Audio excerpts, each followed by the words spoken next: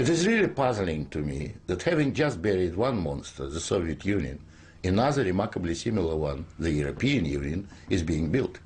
Exactly what is the European Union? Perhaps by examining the Soviet version we can get the answer. The Soviet Union was governed by 15 unelected people who appointed each other and who were not accountable to anyone. The European Union is governed by 24 people who appoint each other, meet in secret, and are not accountable to anyone, and whom we cannot sack. One might say that the EU has an elected parliament. Well, the Soviet Union had a parliament of a sort too, the Supreme Soviet, which just rubber-stamped the Politburo decisions, pretty much like the European Parliament does, where speaking time in the chamber is limited within each group and often amounts to 1 minute per speaker.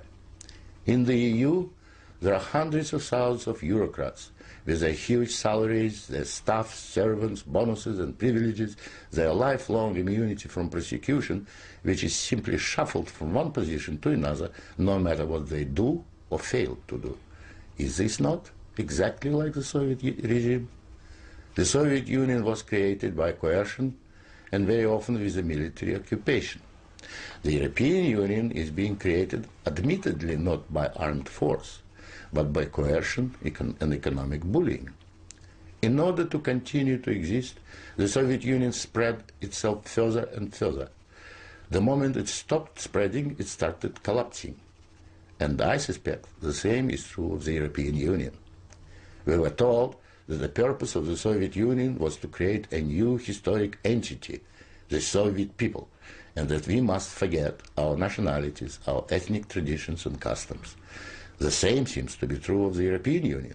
They don't want you to be British or French. They want you all to be a new historic entity, European, to suppress all your national feelings and live as a multinational community.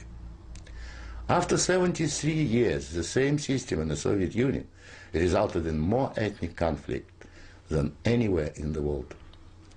In the Soviet Union, one of the grand purposes was the destruction of the nation state. And that's exactly what we observe in Europe today.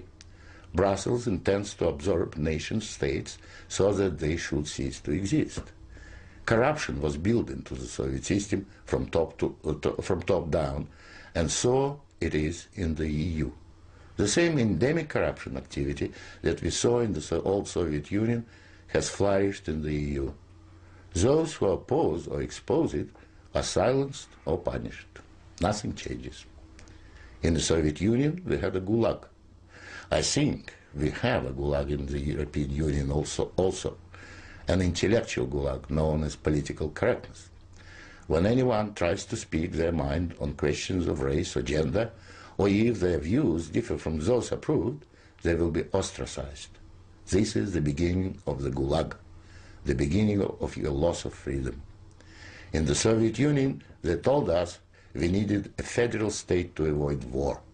In the European Union, they are telling you exactly the same thing. In short, the same ideology underpins both systems. The EU is an old Soviet model presented in Western guise. But again, like the Soviet Union, the European Union has within itself the seeds of its own demise. Unfortunately, when it collapses, and it will leave immense destruction behind, and we will be left with huge economic and ethnic problems. The old Soviet system was incapable of reform, so is the European Union. But there is an alternative to being ruled by those 24 self-appointed officials in Brussels. It is called independence. You don't have to accept what they have planned for you. After all, you have never been asked if you wanted to join. I have lived in your future, and it didn't work.